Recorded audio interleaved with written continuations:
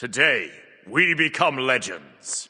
Year 10 Smite has officially launched, and with it comes a new map along with a new mechanic that allows you to pull monsters to anywhere on the map, not just their camp radius. This has blown the starting meta wide open, with every role having access to new stats that simply weren't possible on the old map. So here's the most common stats we've been seeing on PTS, and likely the most common stats for the first few weeks of live.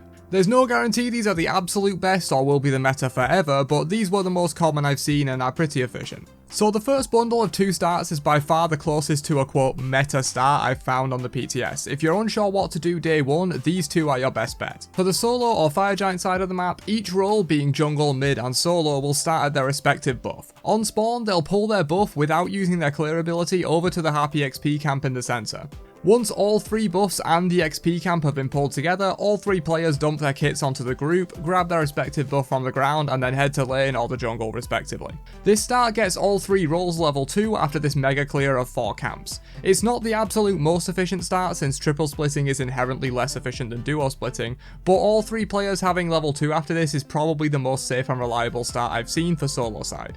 Make sure not to kill anything before you get to the XP camp though, even killing a small creep will deny level 2 to your other teammates. The duo or Gold Fury side of the map is very similar, but with 2 players instead of 3. Each player starts at their respective buff, purple for ADC, green for support, and then they pull it without using their clear ability to the XP camp in the middle, and all 3 camps are cleared at once. This gets both duo laners level 2 before they even get to lane, which as I mentioned before is a very safe and reliable start. So this is basically the meta I saw on the PTS for the most part. These 2 starts get all players level 2 before interacting with enemies at all, and is a very balanced start to the match. The main downside to this is that the entire jungle bar secondary speed on duo side will be cleared at minute 1, which leaves the jungler with very limited options after this. As the jungler, you basically have to immediately gank or leech a lane, or go grab secondary speed, then go gank or leech a lane, since it will be a while before any of your camps respawn. This start can also lose lane pressure to riskier, more aggressive starts that get to lane faster but don't get level 2 from the jungle, so let's talk about those now. First up, we have a more aggressive duo start that's been quite popular, and this skips 1 buff to just do XP camp and purple.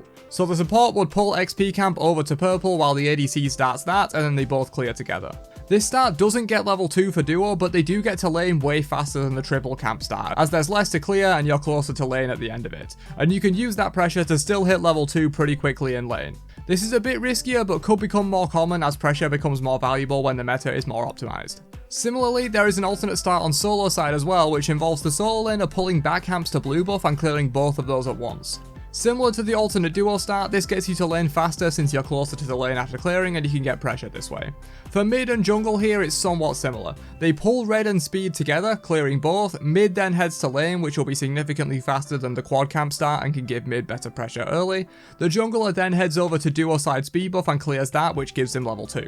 The jungler can then also clear green if duo did the alternate start as well and left it up, which gives the jungler level 3 before having to interact. So you might have less aggression from the jungler out of this than you would with the quad camp start since they have more jungle up to do on the duo side early, but then they'll get level 3 faster and potentially be able to use that for a more effective gank. This jungler level 3 start can also be done after the quad buff start if duo does the alternate start leaving green up. Just do secondary speed then green after doing the quad camp start on solo side and you'll hit level 3. So as a jungler, just pay attention to the start your duo is doing, and if they leave green buff up for you, you could potentially do this and get level 3 and alter your route accordingly.